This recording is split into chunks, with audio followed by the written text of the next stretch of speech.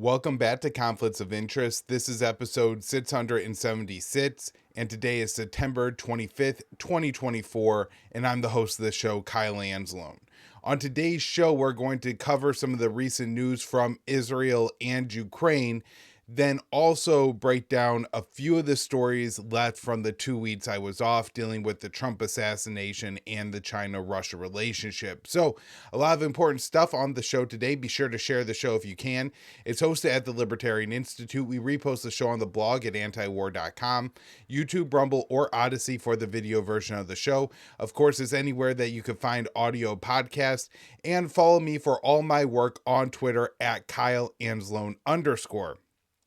Additionally, you can support the show by supporting our sponsor, and that is the Expat Money Summit 2024, which is the world's largest offshore event. It's taking place entirely online from October 7th through the 11th.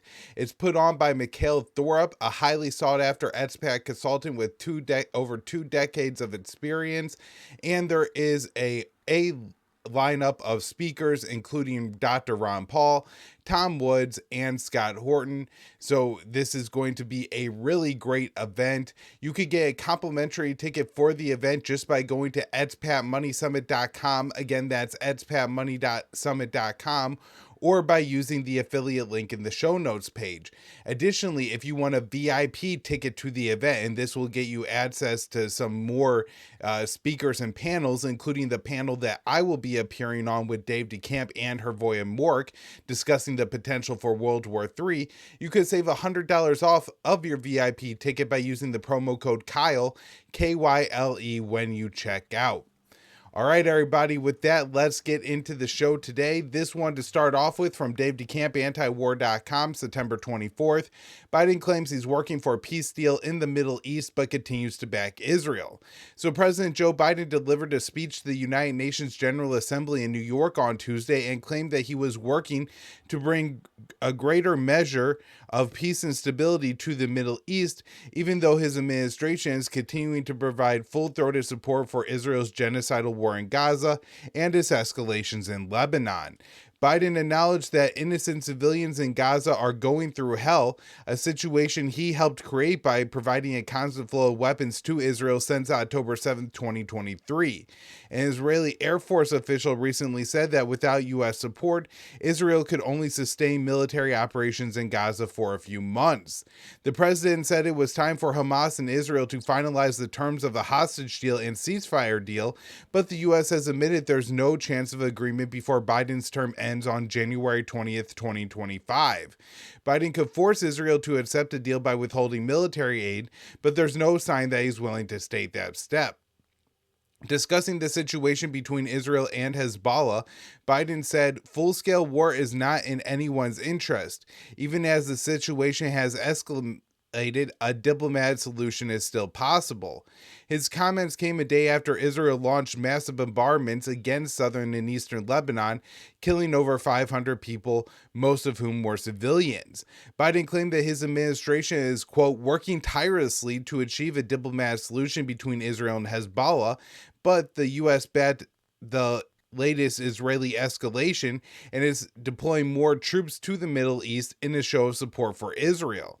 U.S. military aid and promises to defend Israel in the event of a major regional war have emboldened Tel Aviv to escalate in Lebanon and elsewhere in the Middle East. The Lebanese foreign minister expressed disappointment at Biden's comments about Lebanon and said the U.S. was the only country that could stop the escalations. "It was not strong, it was not promising, and it would not solve the problem. I am still hoping the United States is the only country that could really make a difference in the Middle East with regard to Lebanon." In his address, Biden called for countries to stop arming the opposition sides in the war in Sudan. He said, The world needs to stop arming generals to speak with one voice and tell them, stop tearing your country apart, stop blocking aid to the Sudanese people, end this war now." A day earlier, the Biden administration named the UAE a major defense partner as Abu Dhabi is funneling weapons into Sudan, the rapid support forces, and fueling the war. The designation will give the UAE more access to sophisticated U.S. weaponry and technology. And so, of course, Biden's entire speech to the UN was just riddled with hypocrisy. And if he took his own advice, he could create a lot of peace, but he's going to refuse to do so. I think one more just really important point to add here is that Hezbollah has made it pretty clear that they are only interested in continuing to fight Israel so long as one, Israel is bombing Lebanon, and two, Israel is bombing Gaza. So really, to de-escalate the tensions on Israel's northern border, you had to get Israel to end the genocide in Gaza. And of course, the Biden administration is saying that there's no chance that could happen before February, which means that the war in Lebanon is likely to go through several significant escalations in the next, 4 or 5 months here. All right. Next up here, Israel launches strike in Beirut for a third time within 1 week. So Israel launched an airstrike in the Lebanese capital of Beirut on Tuesday as it continues heavy airstrikes in Lebanon following a dramatic escalation on Monday.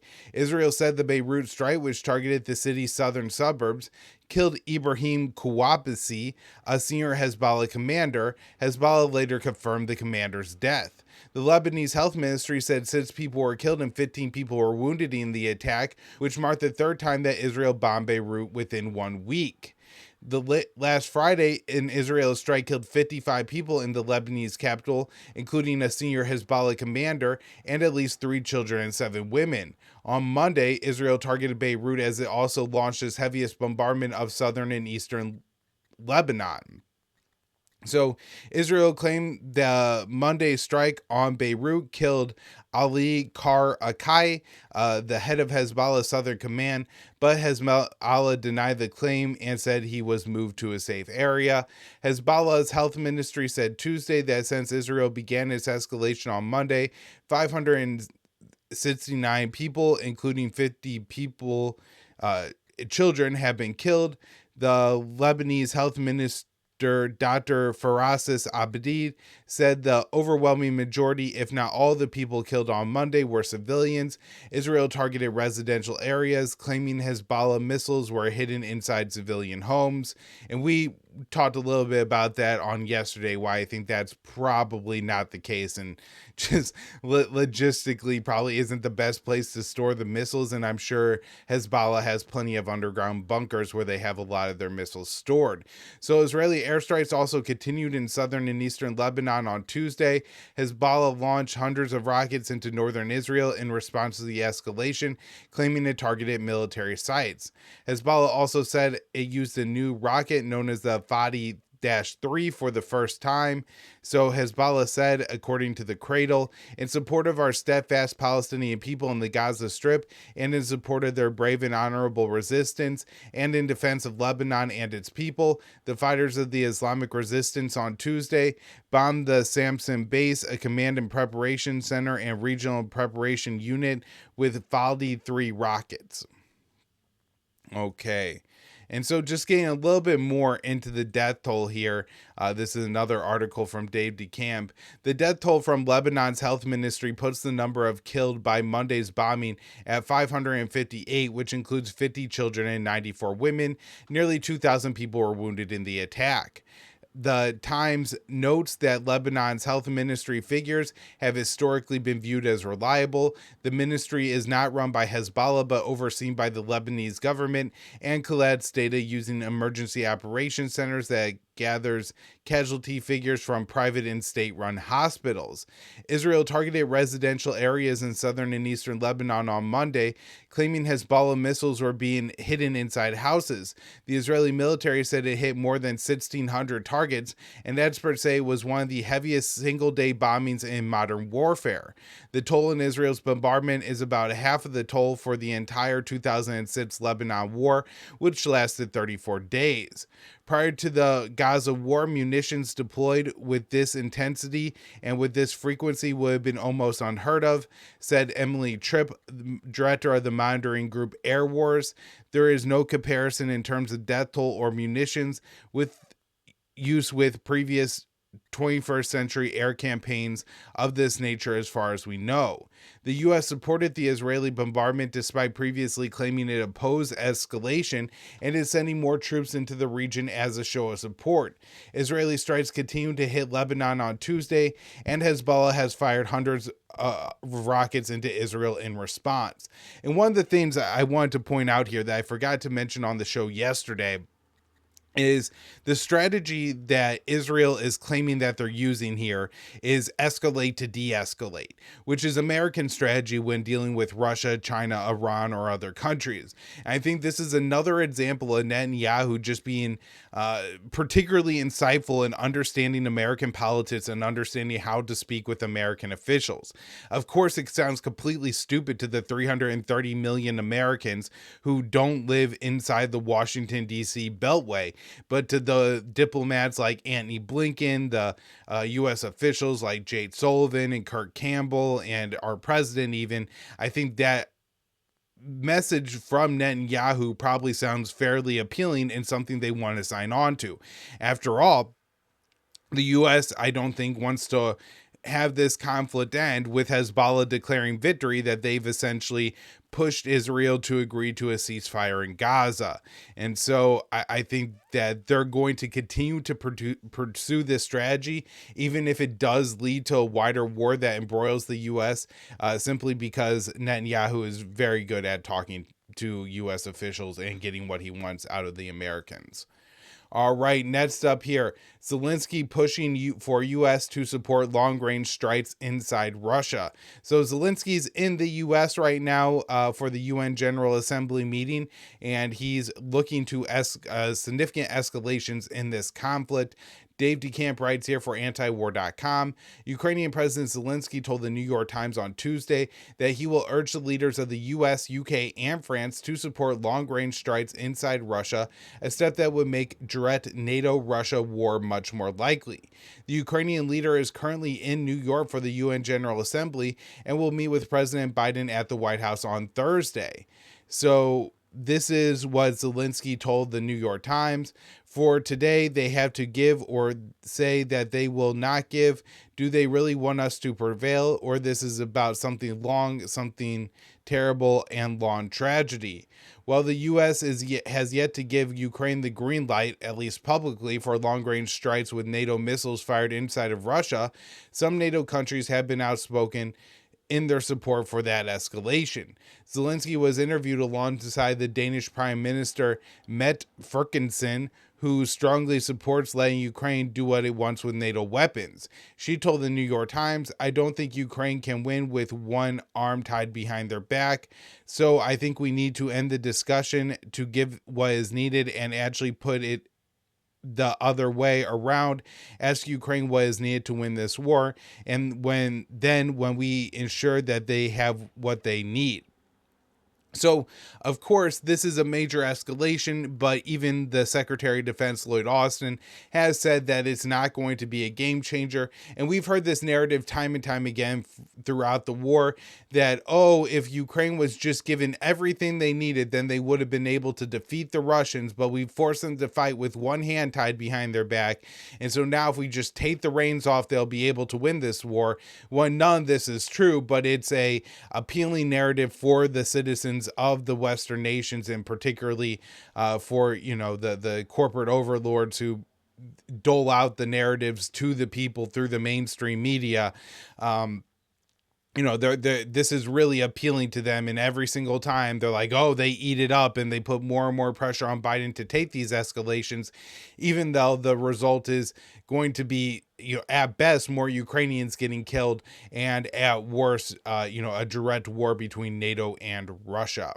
So Russian President Vladimir Putin has warned that supporting long-range strikes on Russian territory would mean NATO is at war with Russia. A direct NATO-Russia war could quickly turn nuclear, but the risk of nuclear war is not a part of Ukraine's calculations. The Washington Post reported on Tuesday that the concerns over the risk of nuclear war are mocked inside Ukraine. The report said Ukrainian officials were growing increasingly frustrated over U.S. hesitation to support long-range strikes. So a Ukrainian official told the Post, "We think the permission should be granted yesterday, not today or tomorrow. Otherwise, the phrase 'we want to see Ukraine as strong as possible for any scenario' looks like total BS." And look, that was a load of crap that the US sold to the Ukrainians, that we would give them whatever weapons we need and support them with as much money as they need for as long as it took. Now, the Ukrainians shouldn't have been so dumb to have believed that promise.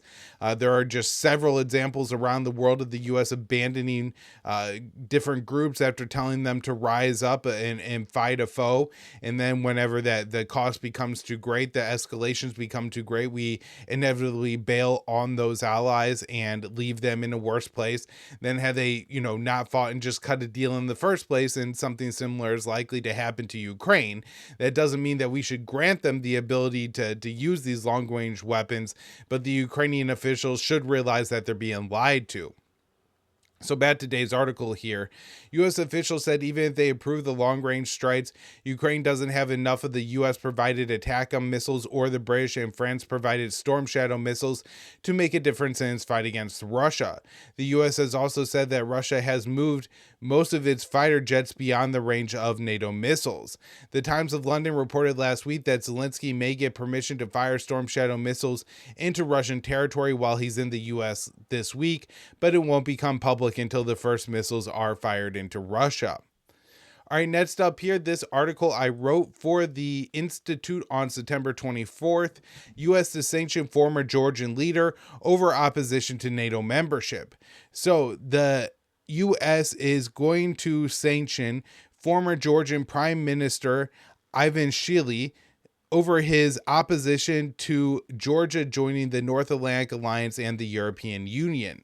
A senior U.S. official told American state media, Voice of America, that the former prime minister's growing ties with Russia are concerning to the White House. So the official explained to Voice of America, "We have information that Ivanishvili undertook actions to develop relations with Russian oligarchs, took actions to enable Russia to gain better access to the Georgian market. In fact, he took actions at the direction of Russian intelligence services." While the former prime minister has not personally been involved in Georgian politics since 2013, his populist Georgia Dream Party is gaining influence in the country. The party has increasingly found itself at odds with Washington over a foreign agents law that was passed earlier this year. Similar to the U.S. Foreign Agents Registration Act, or FARA, the legislation requires agencies operating in Georgia and receiving more than 20% of their funding from foreign sources to register as foreign agents. A source familiar with the Biden administration's plan to sanction Ivanishvili said the move is coming out of frustration that Washington has been unable to move the Georgian policy. The source said, "I think the Biden administration has been frustrated by its inability to get the Georgian government to take seriously the position they are put themselves in. The Biden people are trying to convey the seriousness and hope that somebody in the Georgian government is listening in a serious way." In 2008, NATO signed a pledge to one day admit Ukraine and Georgia into the Washington-led bloc. However, the Kremlin views the country's entrance into the alliance as a national security threat. In 2022, Moscow invaded Ukraine, in part because Kiev was becoming a de facto member of NATO. And so again, just the U.S. trying to meddle outside of our sphere of influence. Next up here, alleged would-be Trump assassin said in book that he looks forward to World War III. So this is Dave DeCamp writing about Ryan Ruth, and he says that Ryan Wellesley Ruth, the 58-year-old man arrested for allegedly trying to kill former President Donald Trump, said in a book that he published in February of 2023 that he looked forward to World War III and hoped that he could help burn down the Kremlin. He wrote, "I do dream of the day that we cross into Russia and march towards Moscow. That is the part of this Third World War that I look forward to. I want to be the one that burns down the Kremlin and all the cruelty it signifies. Ukraine's and then this was written in Ruth's book, Ukraine's Unwinnable War." In another part of the book, Ruth criticized Trump for pulling out of the Iran nuclear deal and said he must share the blame for voting for the former president. Ruth wrote, "I must take part of the blame for the retarded child that we elected for our next president that ended up being brainless, but I am man enough to say I misjudged and made a terrible mistake, and Iran, I apologize." Ruth went on to say that Iran could assassinate both Trump and himself, saying, this is a quote from his book, it's quite wild, "You're free to assassinate Trump as well as me for that error in judgment." Now, this man does seem somewhat mentally unstable and unwell when he's writing statements like that. At the same time, he does seem to have been taken somewhat seriously by both the U.S. and the Ukrainian government during his travels to Ukraine. So in the book and on social media posts, Ruth repeatedly expressed his wish to fight in Ukraine against the Russian military. In 2022, Ruth traveled to Ukraine, but said in an interview with Newsweek Romania that he was too old to fight. Ruth said his plan B was to help recruit people from around the world for Ukraine's Foreign Legion. In an interview with Semaphore in 2023, Ruth complained that Ukraine didn't want to take Afghan soldiers. He said, "Most of the Ukrainian authorities do not want these soldiers. I have had partner meetings with the Ukrainian Ministry of Defense every week and still have not been able to get them to agree to issue a single visa." And so again, the fact that he was meeting with the Ukrainian government every week does signal that while he may seem, some of this may seem like the actions of a man that is mentally unwell, he does seem to have been taken somewhat seriously. So in a follow-up article published on Sunday after the arrest, Semaphore said that when they interviewed Ruth, he was the head of a group that was called the International Volunteer Center. The article cited Ukrainian involved in a foreign recruitment and said that Ruth was, even by the standards of a fanatic movement, a bit over the top. But the Ukrainian also said that Ruth was authentically involved in efforts to bring in foreign troops. Since his arrest, Ukraine's foreign legions have distanced themselves from Ruth. We would like to clarify that Ryan Wesley Ruth has never been a part of, associated with, or linked to the International Legion in any capacity, Ukraine's International Legion told Euronews. Ruth briefly appeared in a propaganda video from May of 2022 for the Azov Brigade, a notorious neo-Nazi unit in the Ukrainian National Guard. In response, the Azov said the event was a demonstration that anyone could attend. The military unit explained, "We would like to officially state that Ryan Wesley Ruth has no connection to Azov and has never had any connection to Azov." And I do think that one of the reasons this is important to talk about is something that we have been talking on the show, particularly over the past 2.5 years now, and that is there is a massive number of neo-Nazis going to Ukraine, getting battlefield training, and then coming back to the United States. Now, this guy may not have received any battlefield training, but certainly he seems to have at least been in part radicalized, during his time in Ukraine, if he's willing to come and take a shot or try to take a shot at the former president. All right, next up here, this one from Brett Wilkins, originally at Common Dreams and republished at antiwar.com. Obvious conflict of interest. Report reveals 50 plus U.S. lawmakers hold military stocks. So Brett writes, at least 50 U.S. lawmakers or members of their households are financially invested in companies that make military weapons and equipment, even as these firms receive hundreds of billions of dollars annually from Congress crafted Pentagon appropriations legislation, a report published Thursday revealed. So Sludge's David Moore analyzed 2023 financial disclosures and stock trade disclosures in other reports and found that the total value of federal lawmakers' defense contractor stock holdings could be as much as $10.9 million. According to the report, the spouse of Senator Susan Collins, a Republican from Maine, the ranking member of the Defense Appropriations Subcommittees, holds between 15,000 and 50,000 worth of shares in each of Boeing and Raytheon, as well as holdings in 2 other defense manufacturers. Senator Jerry Moran, Republican from Kansas, another defense appropriations holds up to $50,000 in the stock of Boeing, which recently received nearly $33 billion in defense contracts last year. On the Democratic side of the aisle, Senator John Hickenlooper from Colorado holds up to $250,000 worth of stock in Raytheon. The most widely held defense contractor stock among senators and representatives is Honeywell, an American company that made sensors and guiding devices that are being used by the Israeli military in its airstrike in Gaza. The most secondly common held defense stock in Congress is RTX, formerly known as Raytheon, the company that makes missiles for Israel's Iron Dome, as among other weapons systems. All 13 senators whose households disclose military stock holdings voted for the most recent National Defense Authorization Act, as Common Dreams reported, allocated a record $886.3 billion for the U.S. military, while many lawmakers' constituents struggled to meet their basic needs.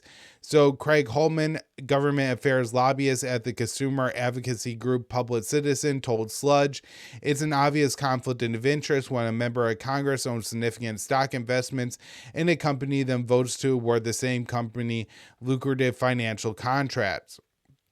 Whether or not the official action is taken for self-enrichment purposes is besides the point. There is at least an appearance of self-enrichment, and that appearance is just as damaging to the integrity of Congress.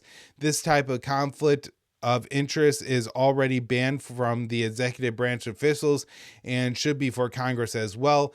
The Ethics Act would justly avoid that conflict of interest by prohibiting members of Congress and their spouses from owning stock investments altogether." Holman was referring to the Ending Trading and Holdings in Congress Stocks, or the Ethics Act, introduced earlier this year by Senator Jeff Malarkey, Senator John Ossoff, Senator Gary Peters, and Josh Hawley. So that's 3 Democrats and a Republican. In the House of Representatives, where the 2024 NDAA passed 310 to 118, with the approval over 24 members who own shares in military companies, including House Foreign Affairs Committee Chair Michael McCaul, whose household owns up to $2.6 million in General Electric, Oshkosh Corporation, and Woodward shares. Representative Dave Joyce, Republican from Ohio, who sits on the Defense Appropriations Subcommittee, owns as much as $100,000 worth of Boeing and General Electric stock. Other House lawmakers with potential conflicts of interest include Representative Gary Conley, a Democrat from Virginia, a member of the Foreign Affairs Committee, who owns Leonidas shares worth as much as $250,000, Representative Debbie Dingell, a Democrat from Michigan, who owns up to $100,000 worth of Raytheon stock, and Representative Patrick Fallon, a Republican from Texas, and a member of the Armed Services Committee, who holds Boeing stock worth between $100,000 and $250,000. So the group Public Citizen People Over Pentagon Advocate said every American should take a long, hard look at these holdings to conceptualize the scope of Congress's entanglement with defense contractors. It's objectively terrifying that personal benefit of any member of Congress is factored into decisions about how to wield and fund the largest military in the world. Requiring elected officials to defect from the military-industrial complex before stepping into public service would create a safer and more secure world from the onset, she added, and that certainly seems to be the case. All right, last story up here today. Russia says it could combine with China if both face threat from the U.S. This one from September 11th, dated camp at antiwar.com. So the Russian Foreign Ministry spokeswoman Maria Zakharova said Wednesday that the Russian partnership with China is not aimed at any third country, but the two countries could combine to respond to threats from the United States. She explained when asked about U.S. plans to deploy Typhoon missile systems to Japan for several months, "I would like to remind you that Moscow and Beijing will respond to double containment by the United States with double counteraction. The Typhoon is a new missile system developed by the U.S. that would have been banned under the Intermediate Range Nuclear Forces Treaty, a treaty that between the US and Russia that the Trump administration tore up in 2019. The INF prohibited land-based missile systems with a range of 310 and 3,400 miles. The Typhoon can fire nuclear-capable Tomahawk missiles, which have a range of over 1,000 miles. The US recently deployed a Typhoon system to the Philippines and is planning on sending the missile system to Germany in 2026, which Russia views as a major threat. The Typhoon system is also concealed in a 40-foot shipping container, and so I think that adds to the threat. If these are already in Europe, I imagine there's a lot of shipping containers going into Ukraine from these Western countries, and so how would you know if one of them is maybe containing one of these Typhoon launchers? So Zakharova said, it's clear that both Russia and China will react from the emergence of additional and very significant missile threats, and their reaction will be far from political, which has also been repeatedly confirmed by the two countries. The comments came amid large-scale Russian naval drills that the Russian military said involved 90,000 personnel, 400 warships and submarines, and 120 aircraft. China is participating in the Pacific portion of the drill with 3 Chinese ships and 15 planes. Russia and China have also increased their military cooperation in recent years directly in response to the similar pressure the two countries have been facing from the U.S. and its allies. Zakharova insisted the relationship was defensive in nature. She said, "Our relations are not directed against third countries, and double counteraction does not contradict this. This is a defensive position. This is not an initiative to target other countries. But an aggressive policy of attack is being implemented against us from one center. Why don't we combine our potential and give the appropriate rebuff?" All right, everyone. That will wrap up the show today. Thank you all so much for tuning in. Back for more later in the week.